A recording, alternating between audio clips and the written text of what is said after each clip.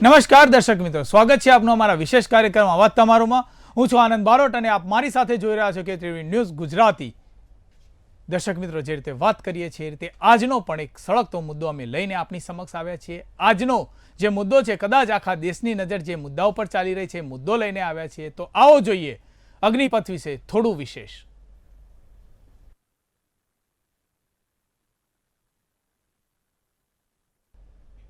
દર્શક મિત્રો, જે રીતે જોયું કે અગ્નિપથનો વિરોધ થઈ રહ્યો છે, અગ્નિપથ જે રીતે કદાચ આખા ભારતની અંદર આ જે વાક્ય છે કદાચ ક્યાંક ને ક્યાંક રણકાર કરતું થઈ રહ્યું છે। ઘણા બધા રાજ્યોની અંદર જેનો કદાચ વિરોધ થઈ રહ્યો છે। ઘણી બધી સંપત્તિ જે છે રાષ્ટ્રની એનો પણ ઘણો બધો વિરોધ થઈ રહ્યો છે ને એને પણ નુકસાન કરવામાં આવી રહ્યું છે। આપ જુઓ છો એ રીતે મુદ્દો ક્યાંકથી શરૂ થાય છે ને અંત ક્યાંક આવે છે। ત્યારે મારી સાથે ચર્ચામાં જોડાઈ ગયા છે મારા સહયોગી રવિ અને આરતી। સ્વાગત છે આ બંનેનો આપણા વિશેષ કાર્યક્રમમાં। સૌથી પહેલો પ્રશ્ન રવિ આપને પૂછીશ કે શું છે અગ્નિપથ યોજના? ચોક્કસથી આનંદજી, જે રીતે છેલ્લા કેટલાય સમયથી જો વાત કરવામાં આવે કે 3-4 દિવસથી જે મુદ્દો ચર્ચાએ ચડ્યો છે અને જે આપણે આશા રાખી હતી કે સરકાર દ્વારા જ્યારે 14 તારીખે જ્યારે જાહેરાત કરવામાં આવી ત્યારે તેનો સીધો ફાયદો આપણા જવાનોને યુવાનોને થશે, પરંતુ તેનાથી ઊંધો જ આખો રસ્તો પલટાઈ ગયો હોય તેવો માહોલ અત્યારે દેખાઈ રહ્યો છે। 4 વર્ષ માટે 46,000 અગ્નિવીરોની ભરતીનો આ જે કાર્યક્રમ છે અથવા તો અગ્નિપથ યોજના જે દાખલ કરવામાં આવી છે તેની જો આપણે વાત કરીએ ને તો સરકારની આ નીતિ રીતિ બધું જ સાચું, બધું જ સરળ અને ખૂબ સુંદર રીતે આયોજન પણ છે, પરંતુ ક્યાંક ને ક્યાંક સરકારની આ યોજનાની અંદર 4 વર્ષ પછીનું શું તેને લઈને યુવાનો કકડાટ કરી રહ્યા છે ને તે કકડાટનું કારણ કેટલી જગ્યાએ કે 10 રાજ્યોમાં લગભગ આ પરિસ્થિતિનું નિર્માણ થયું છે। જાહેર જીવનની જેટલી વસ્તુઓ છે તેના પર હુમલા કરવામાં આવે છે, પથ્થરમારા થઈ રહ્યા છે। આ બધી પરિસ્થિતિમાં ક્યાંક ને ક્યાંક યુવાનો અવળા રસ્તે જઈ રહ્યા હોય તેવો માહોલ અત્યારે તો દેખાઈ રહ્યો છે। વાત આપણે જ્યારે અગ્નિપંથની કરીએ છીએ ત્યારે પરિસ્થિતિ એવી ઊભી થઈ કે છેલ્લા 2 વર્ષમાં કોરોનાનો મહામારી હતી। કોરોનાની આવી પરિસ્થિતિના કારણે એવી પરિસ્થિતિનું નિર્માણ થયું કે સરકાર દ્વારા જાહેરાતો જે બહાર પાડી હતી અથવા તો સરકાર ભરતી ન કરી શકી સૈન્યની અંદર, ત્યારે સરકારને એમ થયું કે લાવો ભરતી કરી શકાય નથી, ત્યારે આ પરિસ્થિતિના મધ્યે જો આવી રીતે કાંઈ યોજના દાખલ કરીએ તો સરકારની સાથે સાથે યુવાનો પણ તેમાં જોડાશે। યુવાનોને સૈન્યમાં દેશ પ્રત્યે જે પ્રેમ હશે, જે દેશદાઝ હશે, તે આવી રીતે ભરતી થઈને ટ્રેનિંગ લઈને તેઓ પણ પોતાની સેવા આપી શકશે, સેવા કરી શકશે। આ બધી પરિસ્થિતિનું નિર્માણ આ યોજનાથી થયું અને 46,000થી વધુ 46,000 યુવાનોની ભરતી કરવાની આ જે યોજના છે, 4 વર્ષની અંદર જે આ યોજના દાખલ કરવામાં આવશે તેની શરૂઆત આવનાર દિવસોમાં થવાની પણ છે। પરંતુ વાત આપણે જ્યારે આજની કરી રહ્યા છીએ ત્યારે 10 રાજ્યોની અંદર ઠેર ઠેર આવા બનાવો બન્યા છે જેમાં યુવાનો રોડ પર આવી ચૂક્યા છે, પથ્થરમારાની ઘટના બની રહી છે, વારંવાર પોલીસની સાથે તેમનું વર્તન બગડી રહ્યું છે। જાહેર જીવનની વાત કરવામાં આવે, જાહેર જીવનની વસ્તુ જેમાં સૌથી વધુ ટ્રેન અને બસો આ બધી બાબતોને નુકસાન કરવામાં આવી રહ્યું છે। કરોડોનું નુકસાન અત્યાર સુધી થઈ ચૂક્યું છે। એટલે આપણે જોવા જઈએ તો આ બધી પરિસ્થિતિમાં યોજના જે હોય યોજનાથી શું થવાનું છે તે તો આવનારો સમય બતાવશે, પરંતુ અત્યારે સરકારી સંપત્તિને નુકસાન એ તો કોઈ રસ્તો નથી, એ કોઈ તેનો હલ નથી। જી આરતી, આપની પાસે આવવા માંગુ છું। રવિએ ખૂબ સરસ રીતે જવાબ આપ્યો છે, પણ આરતી જો જોવા જઈએ તો ક્યારે કોઈ એક નિર્ણય એવો લેવામાં આવે છે કે કદાચ એના ઉપર આપણે કોન્ટ્રોવર્શિયલ કોઈ સ્ટેટમેન્ટ ન પણ આપી શકીએ, પણ જ્યારે આરતી વાત થાય છે જ્યારે રાષ્ટ્રીય સંપત્તિની, જ્યારે ટ્રેન હોય, બસીસ હોય કે કોઈ જાહેર સંપત્તિ જે આવેલી છે રાષ્ટ્રની, એને જ્યારે નુકસાન થાય છે ત્યારે ક્યાંક ને ક્યાંક એનું આડકતરી રીતે એક નુકસાન પ્રજાજનોને પણ થતું હોય છે। જ્યારે આપણે ટ્રેનોને નુકસાન કે બસોને નુકસાન કરીએ છીએ ત્યારે મુસાફરી કરતા ઘણા બધા જે કહેવાય ને કે મુસાફરો છે એમને પણ નુકસાન થતું હોય છે। ઘણી બધી ટ્રેનો રદ કરવામાં આવે છે, બસો પણ રદ કરવામાં આવે છે। કદાચ એમ કહી શકાય કે આ હિંસક પણ ઘણીવાર બની જતું હોય છે। આરતી, શું કહેશો એના વિશે? जी बिल्कुल बारोटजी, आपने जणाववा मांगू तो अत्यारे हाल बात करूँ जे रीते आ हिंसा थई रही है तेमां नुकसान तो वधारे ने वधारे जनतानुं छे अने गवर्नमेंटनुं नुकसान छे। अने मुद्दो आवे जो अग्निपथनो तो एवुं नथी के सरकारे आ बाबते कोई निर्णय नथी लीधो। सरकार हजी 4 वर्ष तो आपी ज रही छे। आ छतांय सरकार 4 वर्षनी अंदर अनेक पेकेज पण जाहेर कर्या छे जेथी के आ नेवी अने एरफोर्सनी भरतीमां जे कंई लोको थशे अने सिलेक्शन ए लोकोनुं थशे त्यारे आ सिलेक्शननी साथे साथे ए लोकोने 40,000 नुं वेतन पण आपवामां आवशे अने आ साथे ज 48 25,000નું એ લોકોને વેતન કવર પણ સાથે જે છૂટા થશે 4 વર્ષ પછી તે પણ આપવામાં આવશે. તેમ છતાંય આ લોકો દ્વારા આ વિરોધ જે કરવામાં આવી રહ્યો છે તેથી અનેક બસોનું અને અનેક ટ્રેનોનું આ લોકોએ નુકસાન કર્યું છે. અને સરકાર એવું પણ નથી કહેતી કે જો કે આ 4 વર્ષની જે કંઈ ભરતી પ્રક્રિયા છે તે પછી તે લોકો છૂટા થઈ જશે તે માટે આ વિરોધ કરી રહ્યા છે, પરંતુ સરકાર એમના હાથ ઊંચા પણ નથી કરી રહી. તે બાબતે સરકારે જો અગર આ યોજના કરી છે તો ખરેખર તેની પાછળનું કોઈ કારણ હશે અને સરકાર 4 વર્ષ પછી પણ જો આ લોકોનો સાથ આપી શકે છે તો એ જ સરકાર આ લોકોને 4 વર્ષ પછી કેવી રીતે છૂટા કરી શકશે? એ સરકાર એ લોકો માટે જ ઊભી છે. જો 4 વર્ષ અગર કોરોના કાળમાં સરકાર આ નિર્ણય લઈ રહી છે તો અત્યારે હાલ જો વાત કરું તો 4 વર્ષ માટે જે સરકાર દ્વારા નિર્ણય લેવામાં આવ્યો છે તે પછી એ લોકો માટે સરકાર ફરીવાર પણ નિર્ણય લઈ શકે છે અને બીજા લોકો પણ જે આ વિરોધમાં જોડાઈ રહ્યા છે અને અત્યારે હાલ આ વિરોધ એટલી હદ સુધી વધારે થઈ રહ્યો છે કે અનેક જગ્યા પર નુકસાન થઈ રહ્યું છે અને આ નુકસાનથી સરકારની ગવર્મેન્ટની જે કંઈ વસ્તુઓ છે તેને સાથે નુકસાન તો કર્યું જ છે પણ આમ જનતાને નુકસાન થઈ રહ્યું છે. અત્યારે હાલ જો વાત કરું તો સ્કૂલના બચ્ચાઓની બસોને પણ સળગાવી દેવામાં આવી છે. તે બચ્ચાઓ અત્યારે હાલ એટલી હદ સુધી ડરી ગયા છે કે અત્યારે હાલ તે લોકોની હાલત જુઓ કે આ શું થયેલું છે, તે નિર્દોષોનો શું વાંક છે. જો સરકાર દ્વારા અગર ખરેખર તે લોકો શાંતિપૂર્વક માંગ લઈને જશે, સરકાર દરેકની માંગ સાંભળે છે અને અત્યાર સુધી સરકાર દરેકની માંગ સાંભળતી આવી છે તો કેમ તે લોકોની માંગ નહીં સાંભળે? તે લોકોનું પણ સરકાર સાંભળશે, પરંતુ જો આવી જ રીતે આ મુદ્દો આવી રીતે ઉછાળવામાં આવે અને આવી રીતે એ લોકો નુકસાન કરે તો તે નુકસાન જનતાનું છે, તે સાથે સાથે એ લોકોનું પણ નુકસાન છે. અને હું તો એટલું જ કહેવા માંગુ કે આ બધું કરીને જ્યારે સરકાર તમને ખરેખર નિર્ણય લાવશે અને તમારા હિતમાં નિર્ણય કરશે અને વિશ્વાસ રાખો તે સરકાર પર કે અત્યારે સુધી જે સરકાર ટીકી છે અને જો એ હિતમાં નિર્ણય લઈ શકે છે તો તમારા પ્રત્યે પણ નિર્ણય લઈ શકે છે. તો પછી આ એટલું યોગ્ય છે કે તમે આવી રીતે ગવર્મેન્ટની પ્રોપર્ટીને અને જનતાને નુકસાન પહોંચાડો? જી રવિ, આપની પાસે આવવા માંગીશ. જે રીતે અગ્નિપથ યોજના 10 રાજ્યોમાં વિરોધ થઈ રહ્યો છે, બિહારમાં પરિસ્થિતિ બેકાબુ બની છે, બિહારમાં સંપર્ક ક્રાંતિ એક્સપ્રેસ પર પથ્થરમારો કરવામાં આવ્યો છે, ઘણી બધી જે કહેવાય ને ટ્રેનો સળગાવવામાં આવે છે. બિહારમાં જોઈએ તો પરિસ્થિતિ સહેજ વણસેલી છે. આમ જોવા જઈએ તો એમ કહી શકાય કે બિહારના યુવાનો છે એ બધી જે કોમ્પિટિટિવ એક્ઝામ્સ હોય છે એની અંદર ઘણી બધી તૈયારીઓ કરતા હોય છે અને ખૂબ જ એમ કહેવાય ને સુશિક્ષિત છે બધા, પણ જ્યારે આવી ટ્રેન સળગાવી કે રાષ્ટ્રીય સંપત્તિને નુકસાન કરવું જેનાથી કદાચ કંઈ લાભ તો થવાનો નથી પણ જે નુકસાન છે એ દેશને અને ક્યાંક ને ક્યાંક એ લોકોને થશે. શું કહેશો એના વિશે?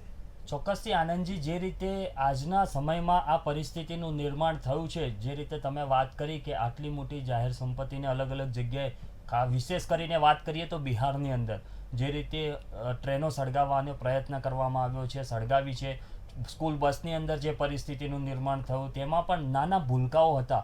તમે તેના ચહેરા પર આપણે જોઈએ ને તો આપણને તરત જ આપણું હૃદય દ્રવી ઉઠે કે આટલા નાના બાળકો. અને મારો ભારત દેશનો યુવાન એટલો તો કટ્ટર નથી કે આટલી યોજના માટે આટલો મોટો વિરોધ કરે. આ ક્યાંક ને ક્યાંક મને તો એવું જ લાગે છે કે બીજું કોઈક ષડયંત્ર હોઈ શકે, કારણ કે ભારતનો યુવાન જ્યારે પોતાની રીતે તૈયારી કરતો હોય છે, હા વિરોધ હોઈ શકે, પરંતુ ભારતનો યુવાન એટલા હદે એટલો વિરોધ નથી કરતો કે જે જાહેર જીવનની વસ્તુઓને સળગાવી દે અથવા તો આવી રીતે સ્કૂલ બસમાં નાના ભૂલકાઓ હોય તો તે લોકોને પણ હેરાન પરેશાન થાય ત્યાં સુધી છોડે નહીં. એટલે આ બધી પરિસ્થિતિ મને ક્યાંક ને ક્યાંક આંખની જેમ ખૂંચી રહી છે, કારણ કે પરિસ્થિતિ જે રીતે નિર્માણ પામી છે, તમે મથુરામાં જુઓ NH2ને ટાર્ગેટ કરવામાં આવ્યો, ત્યાં પથ્થરમારો થયો અને તે જગ્યાએ પોલીસે પણ ફાયરિંગ કરવું પડ્યું ત્યાં સુધીની નોબત આવી.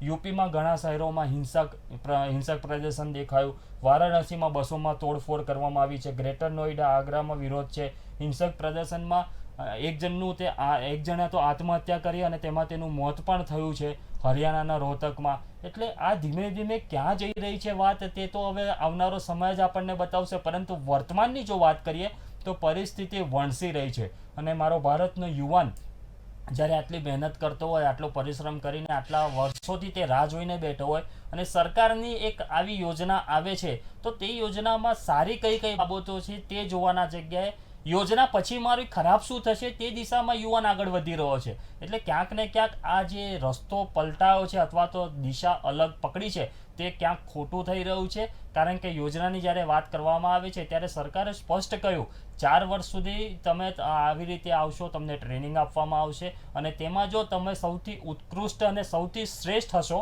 તો 25% લોકોને ત્યાં આગળ પણ વધારવામાં આવશે. એટલે આ પરિસ્થિતિમાં આજનો યુવાન, મારો ભારતનો યુવાન તો સમગ્ર દુનિયાના યુવાનને પાડે અને તેમને પછાડે જી. એટલી તાકાત ધરાવતો તેટલી માનસિક રીતે મજબૂત યુવાન છે.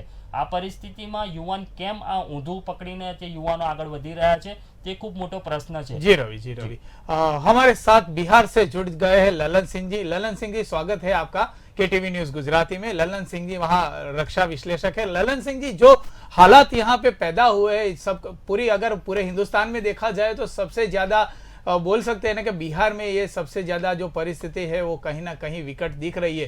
क्या कहेंगे उसके बारे में? आपका थोड़ा आवाज क्लियर नहीं है, लेकिन मैं जो सुन रहा हूं मैं बताना चाहूंगा कि पूरे अग्निवीर की जो मतलब योजना भारत सरकार ने मतलब प्रस्तावित किया है और 2 दिन के अंदर ही इसकी प्रक्रिया भी शुरू हो रही है। आज का जो ये घोषणा है रक्षा मंत्री का, इसमें सबसे दुख की बात यह है कि भ्रम और र्यूमर के कारण और संदेश पूरे लोगों के बीच में शायद पूरी तौर पे नहीं गया और एक आक्रोश जो अराजकता में बदल चुका है। भारत के विभिन्न क्षेत्रों में ये समस्या आक्रोश की आ रही है, लेकिन सबसे ज्यादा दुखद बात है कि बिहार के अंदर खास करके रेलवे संपत्ति को बहुत बुरी तरह से नुकसान पहुंचाया गया है। दुख की बात इसलिए भी है कि ये अग्निवीर योजना जो भारत सरकार के द्वारा लाई गई है, ये दुनिया में इस योजनाओं के तहत सामरिक दृष्टि से फौज को मजबूत किया जा रहा है और इन्हीं मतलब सोच विचार के बाद काफी लंबे डिस्कशन के बाद इस एक्शन को जमीन पे उतारने की कोशिश की जा रही है।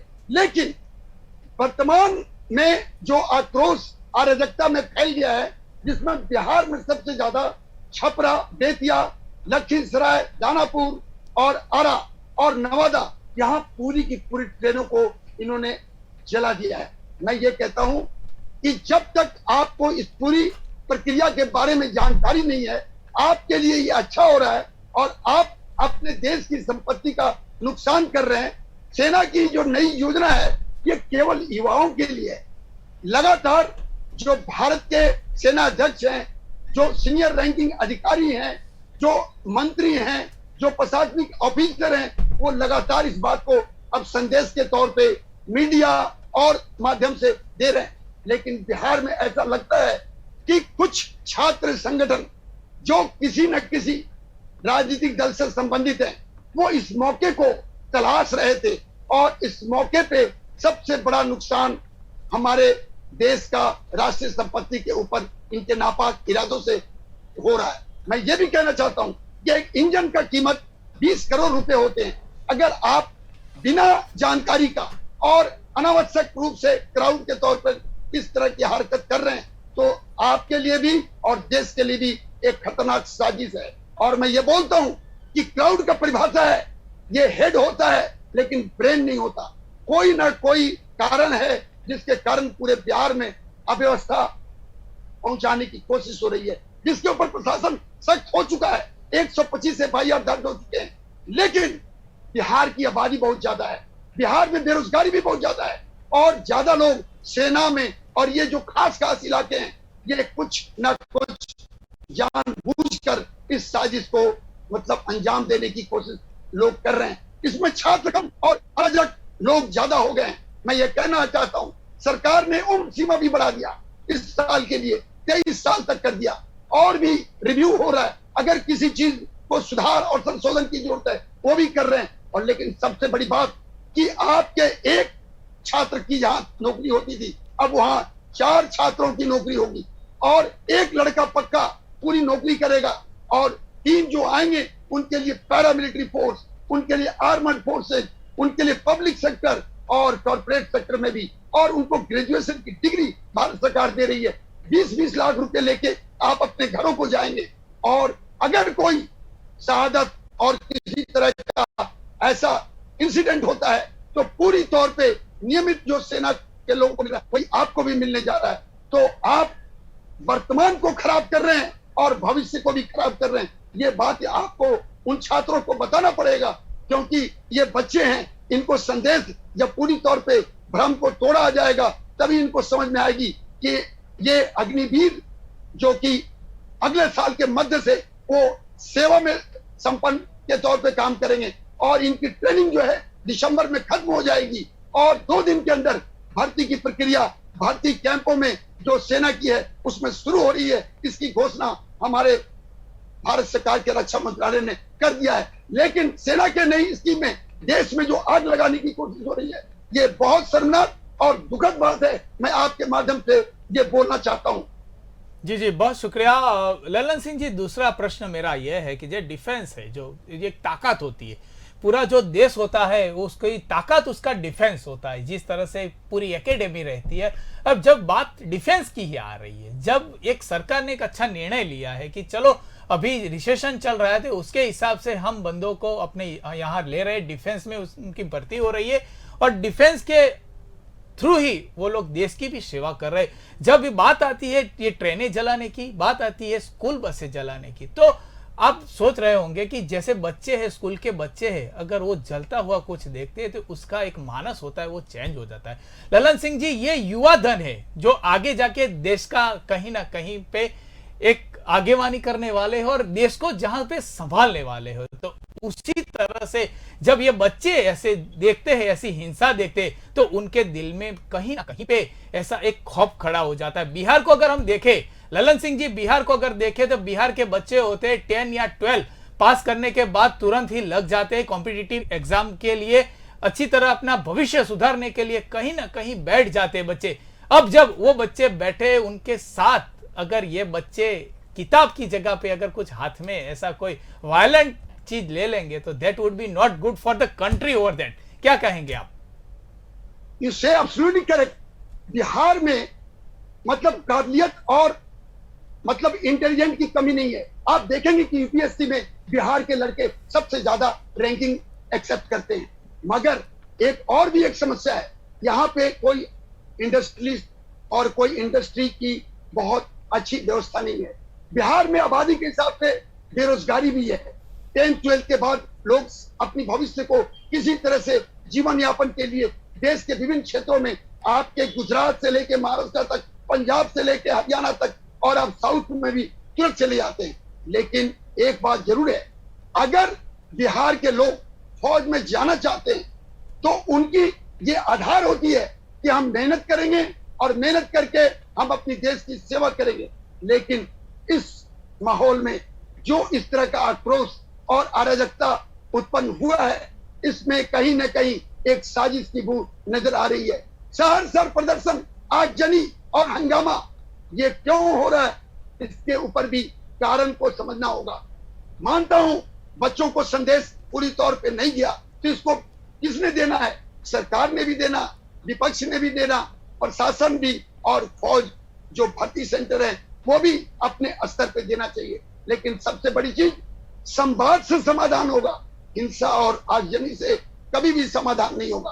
और मैं आपको बताया, अभी भी घोषणा हुआ है कि 2 दिन में भर्ती की प्रक्रिया शुरू हो जाएगी और जो लोग इस में आएंगे उनके लिए साफ बोला है कि किसी तरह का रजिस्ट्रेशन में समस्या भारत सरकार नहीं होने देगी। कोई घबराहट की जरूरत नहीं है। और यह समझने की बात है कि आपके युवाओं को फौज की ताकत बनाने के लिए ये योजना शुरू की गई है और ये योजना इतनी अच्छी है कि जब आप 4 साल के बाद अगर उसमें नियोजित नहीं होते सेना में, तो आप जब घर आएंगे तो आपके पास युवा कौशल होगा, आपके पास एक डिसिप्लिन समझ होगी और आपके अंदर ग्रेजुएशन की डिग्री जो आपके माँ बाप ने नहीं, भारत सरकार के द्वारा आपके उस खर्चे को वहन किया जाएगा। तो जब इस तरह की स्थिति है तो भविष्य के लिए वर्तमान से खिलवाड़ क्यों हो रही है? इसमें कुछ लोग इसको घी में, आग में घी डाल रहे हैं। इस बात को बहकावे में नहीं आना है और पुलिस और लॉ एंड ऑर्डर मेंटेन करने वाली अथॉरिटी को अब बहुत सख्त होना पड़ेगा। आपने देखा बिहार से यूपी तक अलीगढ़ के एक थाने को इन्होंने आग लगा दिया। अग्निपथ एक हमारा गेम चेंजर बनने जा रहा है भारत का, और इस गेम चेंजर को हमारे कुछ कोई भी, मैं बोलने में हर्ज नहीं समझता हूं, जो इन युवाओं को, इन बच्चों को भ्रम में डालकर, शक में डालकर इनको अव्यवस्थित कर रहे हैं। मैं बोलता हूं छात्रों के साथ सरकार है, हमारी फौज के सीनियर अधिकारी हैं। जब आप जाएंगे, आप दक्ष 6 महीने में पूरी नहीं होंगे, लेकिन आपको नौकरी के अंदर आपके जो अधिकारी हैं वो साथ साथ आपको और भी स्किलफुल फौज के लिए बनाएंगे। आप जब भारत में सेवा करेंगे तो पता चलेगा हमारा देश कितना महान और विशाल है। दुनिया में इस तरह की योजना सब जगह चल रही है और कहीं कहीं तो पूरी अनिवार्य है, हर को 2 साल की सेना में अपनी सर्विस देनी पड़ती है। लेकिन सबसे पहले बात यह है कि इस आक्रोश, इस अराजकता, इसके ऊपर इसके जड़ को जल्द से जल्द उसको काट कर और इस अराजकता को खत्म करना पड़ेगा। रेल मंत्री ने भी अपील किया है, रक्षा मंत्री ने भी अपील किया है कि कृपया करके अपने देश की संपत्ति आपकी संपत्ति है, गलती मत कीजिए।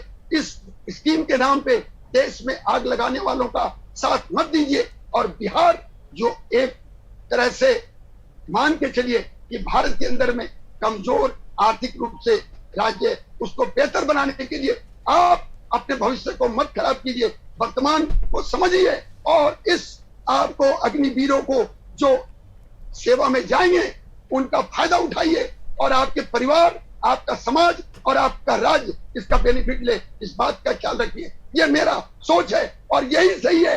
कोई भी देश अपने नौजवानों को गलत रास्ता नहीं देता, लेकिन भ्रम पैदा हो गया है और एक एक भ्रम को हमारे जनरल, हमारे एडमिरल, हमारे वायुसेना अध्यक्ष मीडिया के थ्रू और तरीके से दे रहे हैं। इसको समझना है और युवा भारत है और भारत के युवा हमारे धरोहर है, इस बात का ख्याल रखना चाहिए। जी ललन सिंह जी जुड़े रहिए हमारे साथ। मैं बताना चाहूंगा हमारे दर्शक मित्रों को कि जो केटीवी न्यूज गुजराती है, हमारा ये प्रयास रहता है कि जो सच्ची बातें हैं आप तक पहुंचाए।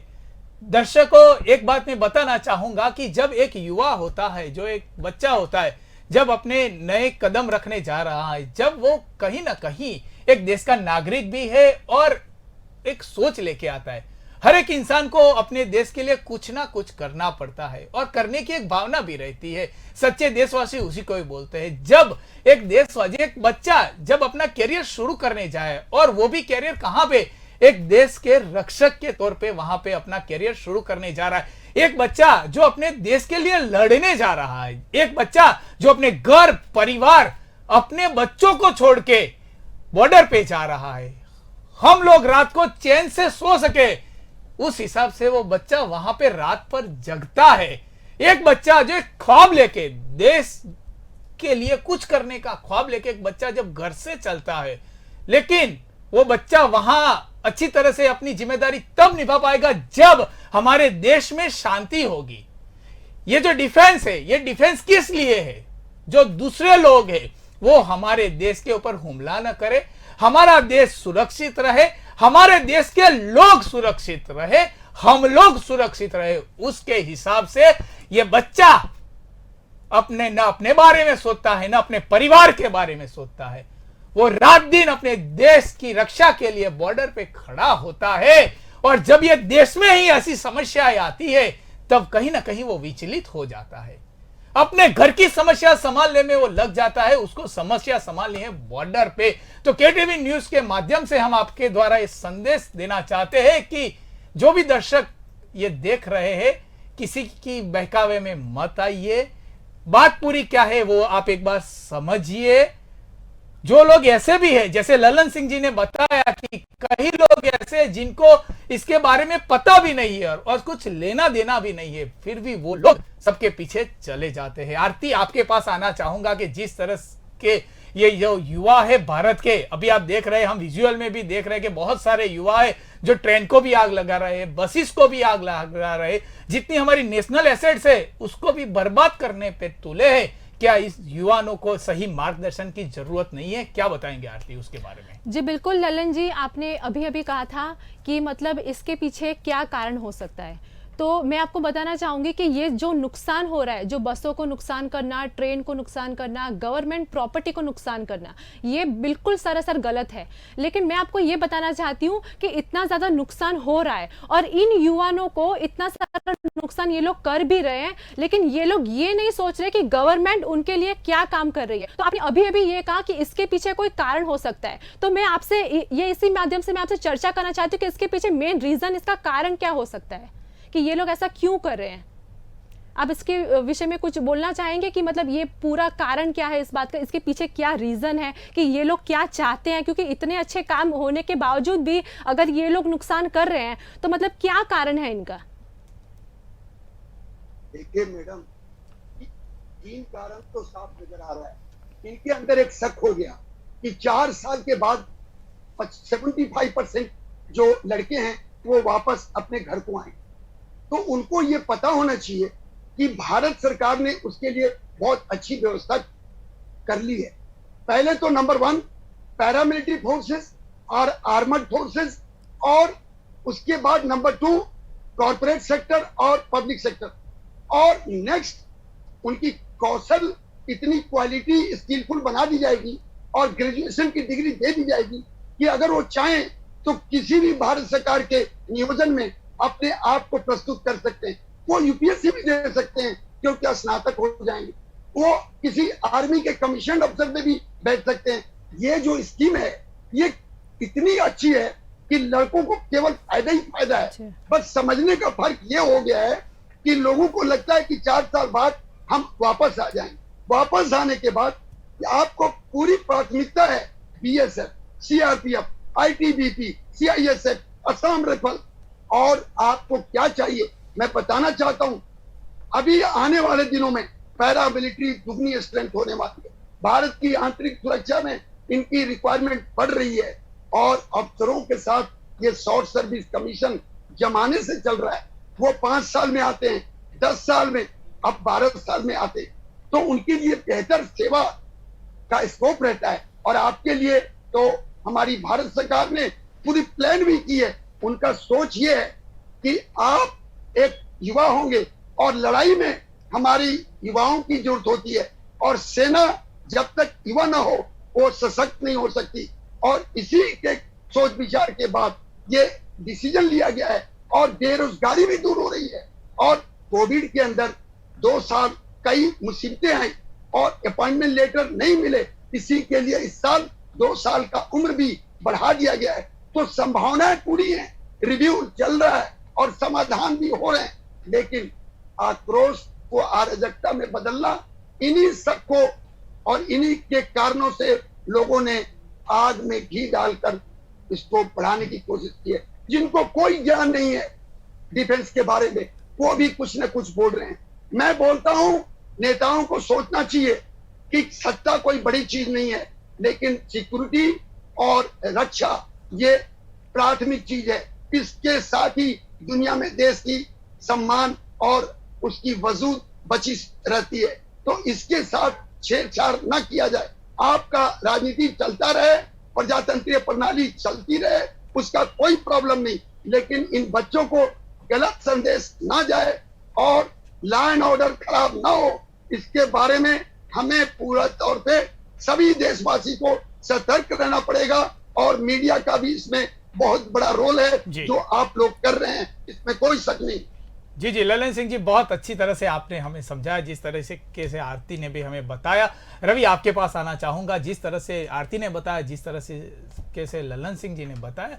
रवि, एक दौर होता है जब हम विद्यार्थी न रहते हुए कहीं ना कहीं अपने देश में हम अपना काम करते रहते हैं, लोग अपना काम करते रहते हैं, लेकिन बहुत कम लोग होते हैं जिनको देश की सेवा करने का मौका मिलता है। बहुत कम लोग होते हैं जो अपनी देश, अपनी भारत माता, अपनी माँ भूमि के लिए कहीं ना कहीं उसके लिए लड़ने को तैयार होते हैं। जब ये मिल रहा है फायदा, युवाओं को एक प्लेटफॉर्म मिल रहा है, युवा धन को देश की सेवा करने का जब मौका मिल रहा है, तब जैसे ललन सिंह जी ने बताया, ललन सिंह जी मैं आपके साथ सहमत भी हूं कि जो लोग ऐसे भी हैं जिनको कुछ लेना देना नहीं है, लेकिन वो लोग कहीं ना कहीं से बैकअप सपोर्ट दे रहे हैं कि ये आंदोलन है वो ज्यादा से ज्यादा हो।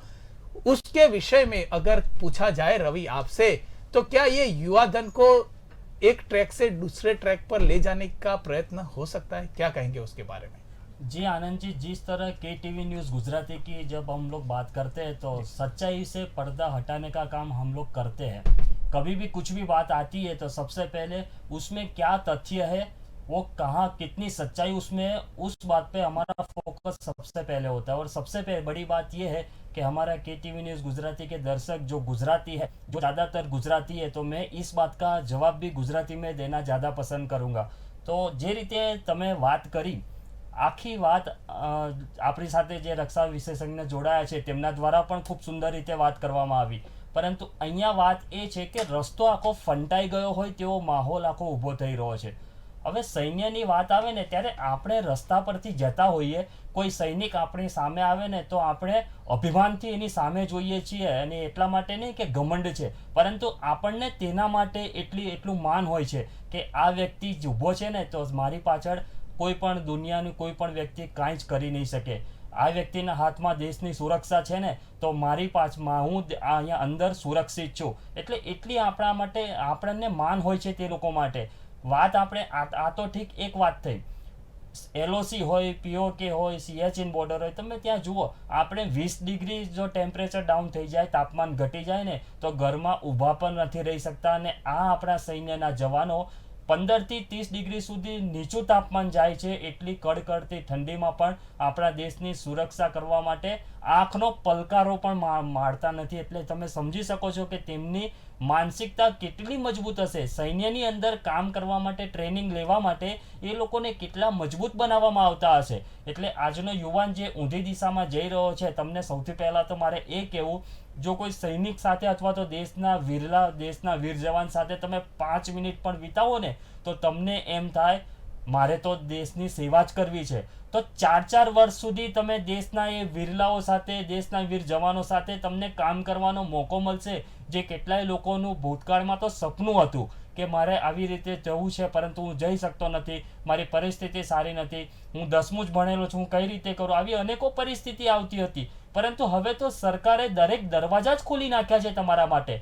ભણતર ઓછું હશે તો પણ તમે આવી શકો છો. માત્ર તમને જે સરકારની યોજનામાં જે નીતિ નિયમો બનાવ્યા છે એ પ્રમાણે તમારે કરવું પડશે. અને સરકારે તો તેમાં કહ્યું જ છે તમે સૌથી 25% પહેલા આવજો, તમારું સ્થાન ત્યાં સૌથી ઉપર અને શ્રેષ્ઠ તરીકે રહેવાનું જ છે. પરંતુ ક્યાંક ને ક્યાંક જે રીતે આપણા વિશેષજ્ઞ આપણી સાથે જોડાયા હતા તેમણે પણ આપણને સ્પષ્ટ રીતે કહ્યું, યુવાનો આ નથી કહી રહ્યા, યુવાનોનું આ કામ નથી. આપણો યુવાન જ્યારે આટલી બધી પરિસ્થિતિમાંથી પસાર થતો હોય અને તેને દેશ પ્રેમ હોય ત્યારે આ યુવાનનું કામ નથી કે આટલું બધું સળગાવવું, આટલા બધા હુમલા કરવા.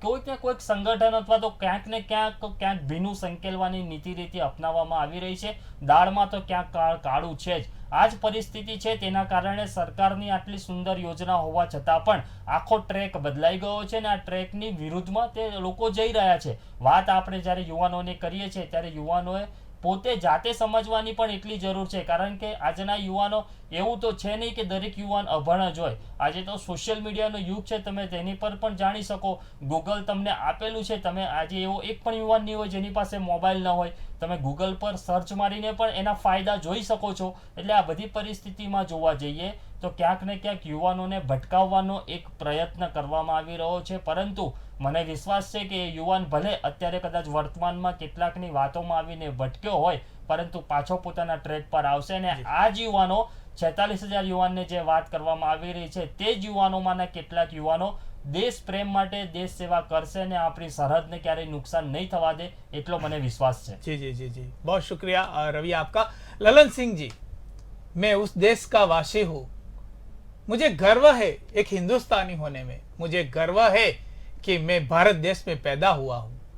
ये वो देश है ललन सिंह जी जहां 2 बेटे होते हैं घर में, एक बेटा अगर बॉर्डर पे शहीद हो जाता है तो माँ बाप दूसरे बेटे को सलाह देते हैं कि बेटा तुझे भी डिफेंस में जाना है.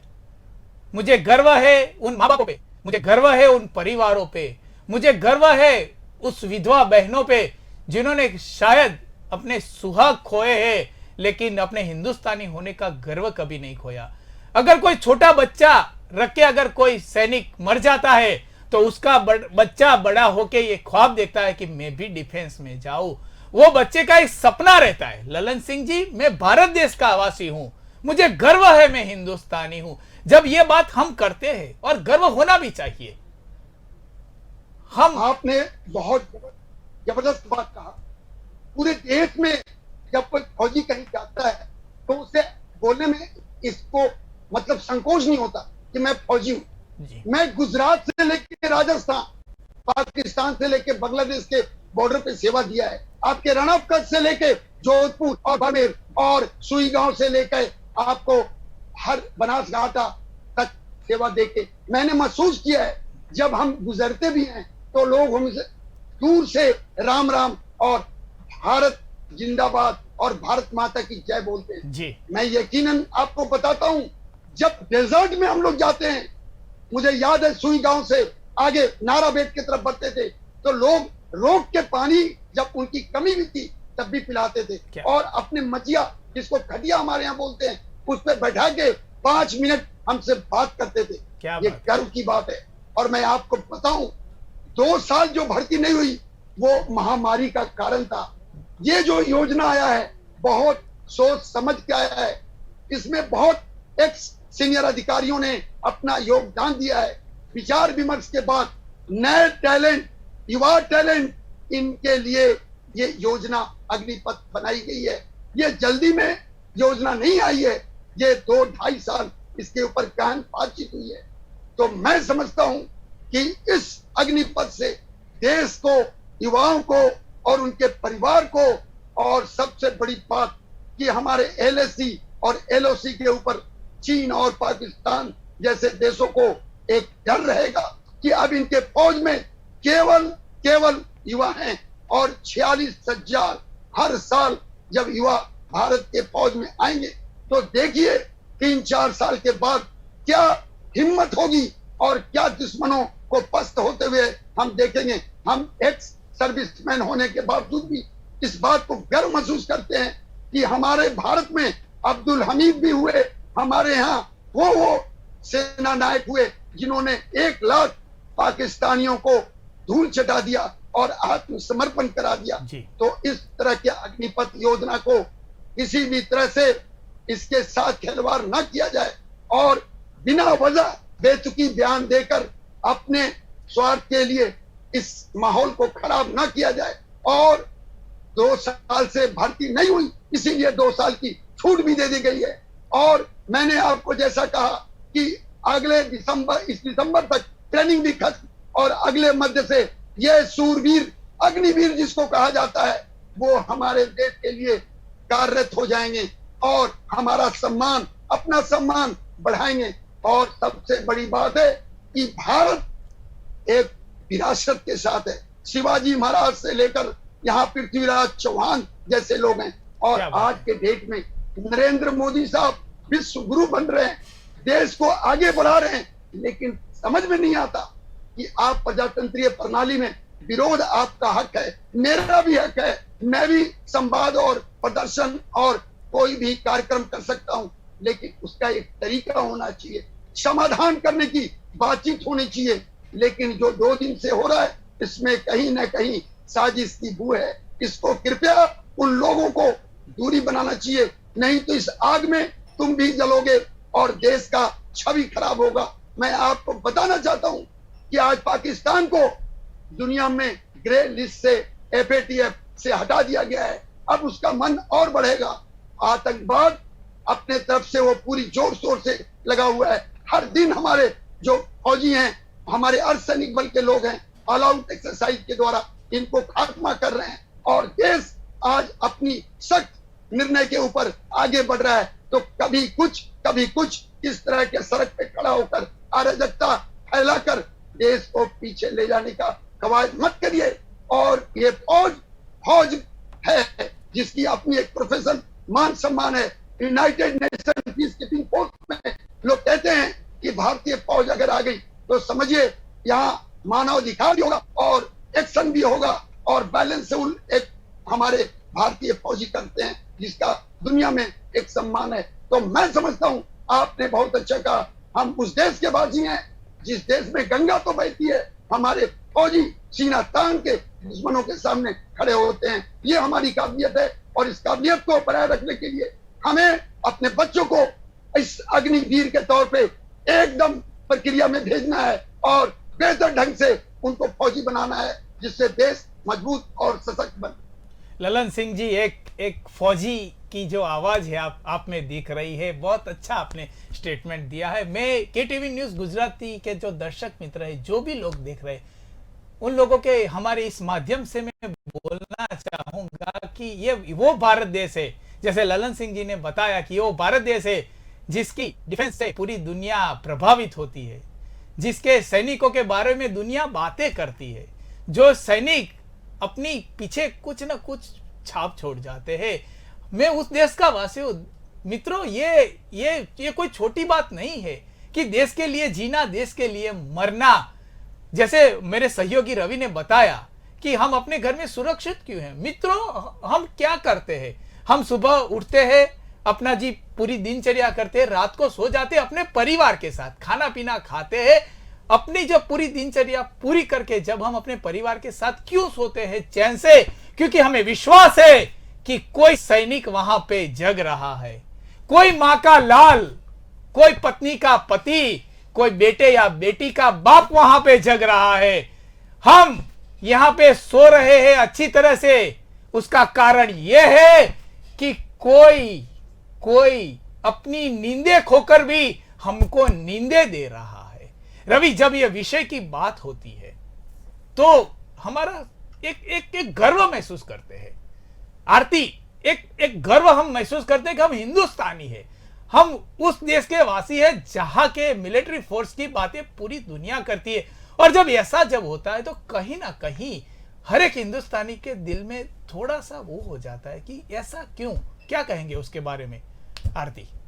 જે બિલકુલ અત્યારે હાલ બારોટજી જેમ વાત કરું તો અત્યારે એક જે ગર્વ મહેસૂસ થાય છે કે જ્યારે આપણા માટે કોઈ શહીદ થઈ રહ્યું છે, આપણા દેશ માટે કોઈ શહીદ થઈ રહ્યું છે, તેવા લોકો અત્યારે આપણા માટે જે જીવને જોખમમાં રાખીને બોર્ડર પર પોતાના દેશ માટે રક્ષા કરી રહ્યા છે, જો તેવા લોકોની વાત આવે અને પછી તેવા લોકોને અગર આગળ કરવામાં આવે તો તે લોકો તેમની મરજીથી આગળ પણ થાય છે. અત્યારે જો આ મુદ્દો ઉઠાવવામાં આવ્યો છે કે 4 વર્ષ માટે સરકારે તમને આ પ્રાયોરિટી આપી છે, તેમ છતાં જ તેવા લોકો, આપણા જ દેશના લોકો અત્યારે હાલ જે જગહ પર અત્યારે હાલ દંગા અને ફસાદ એવું કરી રહ્યા છે, તો હું એ લોકોને એવું જ કહેવા માંગુ છું કે આ જે જવાન જે આગળ થવા માંગે છે, તમે પણ તેમને સપોર્ટ કરશો તો એ આપણા દેશની રક્ષા કરી શકશે. પરંતુ જો અગર તમે જ એમના કાન ભરીને તમે તેમને પાછળ ખેંચશો તો આપણા દેશનું શું થશે? અને બીજી જે વાત કે સરકાર એવું નથી કે તેમનું નથી વિચારતી, તે લોકોને હું એટલું, એ વિદ્યાર્થીઓને હું કહેવા માંગુ છું કે સરકાર તમારા સપોર્ટમાં ઊભીને તમને આગળ ખસેડી રહી છે અને તમે તમારા દેશ માટે જીવ આપવા માટે તૈયાર છો.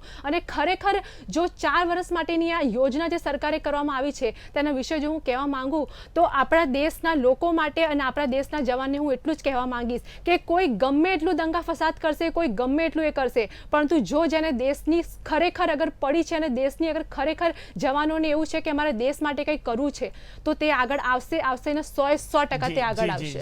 રવિ, આપને પૂછીશ કે જે રીતે આ જવાનો આવી રીતે આટલી બધી મહેનત કરીને આપણા દેશની રક્ષણ કરી રહ્યા છે, ત્યારે એ ત્યાં બેઠેલો જવાન જ્યારે દેશમાં આવું ચાલતું હશે ત્યારે શું વિચારતો હશે? શું કહેશો એના વિશે ટૂંકમાં?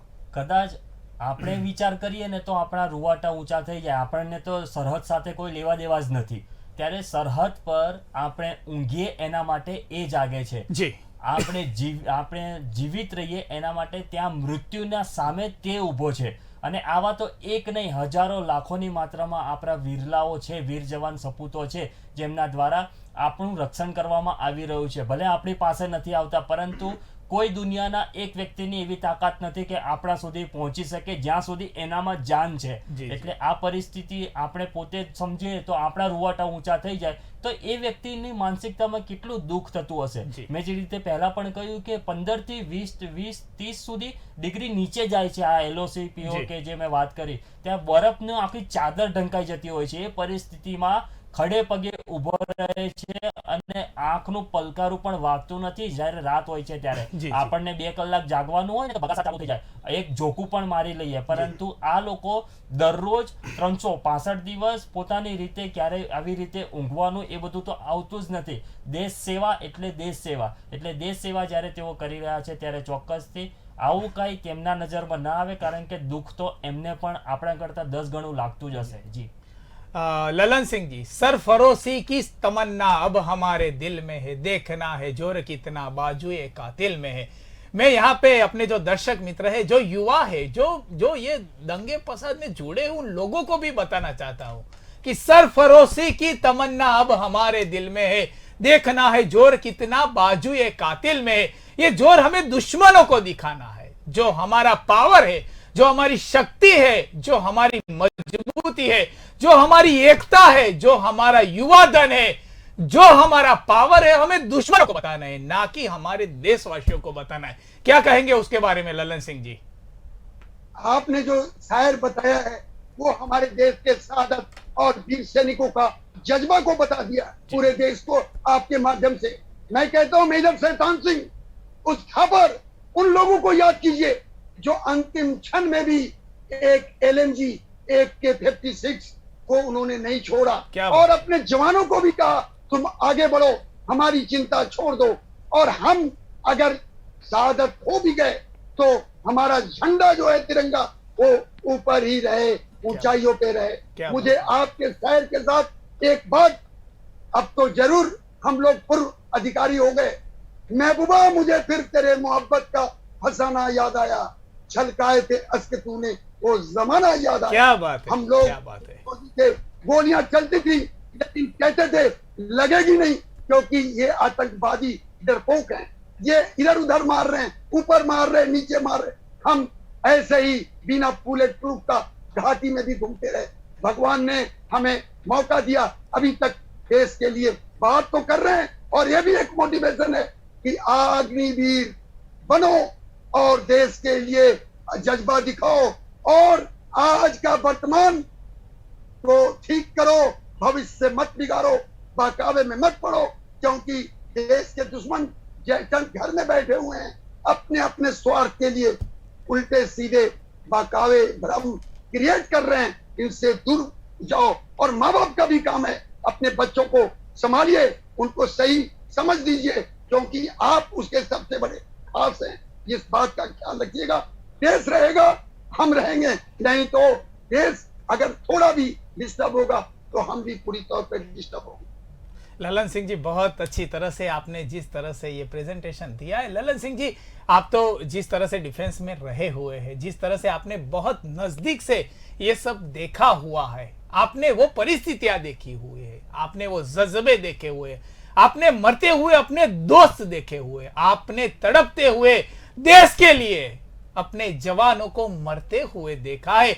जब आपने वो देखा था ललन सिंह जी, और जब आप ये देख रहे, तो एक जवान जिसने बॉर्डर पे ये सब देखा है, अगर अपने देश में ये देख रहा है, तो आज एक जवान का दिल क्या कर रहा है? ललन सिंह जी, क्या कहेंगे उसके बारे में? बहुत दुख होता है किसी भी हालत में, चाहे वो जवान अभी बना भी नहीं है, अग्निवीर की प्रक्रिया में जाएगा, लेकिन उसे उस तरह की ज्ञान दो, वो उस तरह का उसे भ्रम को दूर करो, उसको देश के प्रति, देश के लिए मर मिटने का जज्बा बना रहे, और जब वो ट्रेनिंग में जाएगा तो उसे संस्थान इस तरह का बना देगा कि भारत और भारत के लिए वो अपनी पूरी समर्पण भाव से अपने को पूरी तौर पे समर्पित करेगा। लेकिन शक और अफवाह और भ्रम इसको पैदा करने वाले, थोड़ा तुम भी सतर्क हो जाओ। अब वो देश उस तरह का नहीं, ठीक है तुमने कुछ र्यूमर उड़ाए, कुछ आक्रोश अराजकता में परिवर्तित कराए, मगर उनको भी चिन्हित करना, उनको भी एकदम FIR करके उनको कानूनी प्रक्रिया में लेकर, जैसे कि उत्तर प्रदेश सरकार अभी बहुत सख्त है, वैसे ही देश के हर राज्य को इस मामले में सख्त और सतर्क और सजग होना पड़ेगा, और इस अग्निपथ योजना को कामयाब बनाने के लिए हम सबको एक होना पड़ेगा। भारत महान है, उसकी महानता में कोई शक ना हो, इस बात का ख्याल रखना हो। जी जी जी, जुड़े रहिए हमाરી साथ। રવિ, તમને એક પ્રશ્ન પૂછવા માંગીશ કે જે રીતે આ ભરતી પરીક્ષા થઈ રહી છે, એ કેવી રીતે એનું આખું જે માળખું છે કેવી રીતે ગોઠવવામાં આવે છે? ખૂબ જ નજીકના દિવસોમાં 2 થી 3 દિવસની પછી આ ભરતી પ્રક્રિયા શરૂ કરી દેવામાં આવશે। વર્ષમાં 2 વખત આ ભરતીનું આયોજન કરવામાં આવનાર છે, અને સૌથી મહત્વની વાત ઉંમરની જે વાત હતી કે 2 વર્ષ કોરોનાના વચ્ચે આવ્યા અને તેના કારણે ભરતી પ્રક્રિયા શક્ય ન બની, તો સરકારે 2 વર્ષ વધારી દીધા છે, અને 2 વર્ષ વધારવાના કારણે તેનો કેટલો મોટો ફાયદો થશે એ તો આપણે પોતે જ સમજી શકીએ છીએ, અને તમામ લોકો પણ સમજી શકે છે કે આખું 2 વર્ષનો ગેપ જ્યારે તમને મળી જાય કારણ કે આ વિરોધ પણ એ જ છે કે 2 વર્ષથી અમારું કશું થયું નહીં અને હવે આવી રીતે થઈ રહ્યું છે, તો તમારા માટે સરકારે 2 વર્ષ વધારી દીધી છે વય મર્યાદા, એટલે તમારે એ બાબતે પેનિક થવાની કોઈ જરૂર નથી. અને વાત આવે છે ભણતરની, તો 10 ધોરણ 10 સુધીનું ભણતર અહીંયા શરૂઆત માંગી છે, એટલું ભણતર હોવું જોઈએ. અને અત્યારની જો વાત કરવામાં આવે તો કોઈ પણ પરીક્ષા તમે લઈ લો તેમાં 12મું અથવા તો ગ્રેજ્યુએશન તો માંગતા જ હોય છે, ત્યારે સરકાર દ્વારા 10 જ રાખ્યું છે. એટલે સરકાર તો ઈચ્છે જ છે કે 46,000 યુવાનો આવે અને સૈનિક તરીકે પોતાની દેશ સેવા બતાવે અને દેશ પ્રેમ માટે સેવા કરે. જી આરતી, આ વર્ષે કેટલા જે યુવાનો છે એમની ભરતી કરવામાં આવી છે અને કેવી રીતે ભરતી કરવામાં આવશે? જી બિલકુલ, વાત કરું તો અત્યારે હાલ 46,000 લોકોનું આમાં સમાવેશ કરવામાં આવશે. અને આ ભરતીની અંદર એવી રીતે કરવામાં આવ્યું છે કે તે 46,000 જે ભરતી કરવામાં આવશે એમાંથી સિલેક્શન કરવામાં આવશે અને એટલા લોકોને 25% લોકોને આગળ મોકલવામાં આવશે. આ સાથે જ જે 25% લોકો જે હશે તે લોકોને આગળ કરીને તે લોકોને એક પેકેજ પણ આપવામાં આવશે જેનું વેતન 40,000 રૂપિયાને તેવું હશે અને 48,000 રૂપિયા પણ તે લોકોને વેતન કવર પણ આ પછી 4 વર્ષ પછી પણ આપવામાં આવશે. જી ललन सिंह जी, समय का थोड़ा अभाव है तो एक छोटा सा संदेश KTV न्यूज गुजराती के माध्यम से एक जवान का इस देश को क्या रहेगा? बस हमें ये सोचना है आपके माध्यम से कि हमारे जो ये युवा हैं वो इस प्रक्रिया में शामिल हो, जोशो खरोश के साथ इसमें सफल हो. हमारी भी शुभकामनाएं होंगी और आप अग्निपथ योजना के तहत अपनी सेवा को भारत के लिए समर्पित करें और हमारी जो फौज है तीनों अंगों की वो पूरी तौर पे सशक्त हो. और आप जब तक इस सिविल माहौल में हैं इन बहकावे और भ्रमित करने वालों से अपनी दूरी बनाएं. केवल देश की सोचें, देश आपके लिए सोच रहा है. आपके हर सुविधाओं, आपके परिवार, आपके प्रति उसकी बहुत अच्छी भावना है और यही कारण है कि अग्निपथ अग्निवीरों के साथ इस योजना को सफल बनाने के लिए एकदम प्रयत्नशील है, इसमें कोई शक नहीं. और इसी के साथ हमें आगे बढ़ना है, यही हमारा सोच होना चाहिए. भारत माता हमारी सबसे बड़ी माता है और इसको हम अपने आप को समर्पित करते हैं. इसी भावना से हम अपने कार्यरत हो जाएं. जी, बहुत बहुत शुक्रिया हमारे साथ जुड़ने के लिए. रवि અને અવની આવનો પણ ખૂબ ખૂબ આભાર. દર્શક મિત્રો, આપે જોયું એ રીતે કે કદાચ આપણી સાથે એક વીર જવાન પણ જોડાઈ ગયા હતા અને જેમને જે રીતે આપણને સંદેશો આપ્યો છે KTV ન્યૂઝ ગુજરાતીના માધ્યમથી અમે આપને અવગત કરાવવા માંગીએ છીએ કે કોઈ પણ રૂમર્સમાં આવશો નહીં. કદાચ સરકાર કોઈ નિર્ણય લઈ રહી છે તો ઘણું બધું વિચારીને આ નિર્ણય લીધો છે સરકારે.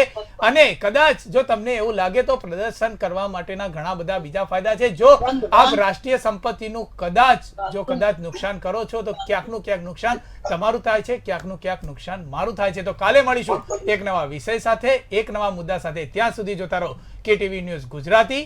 સમસ્યા તમારી, ખબર અમારી. નમસ્કાર.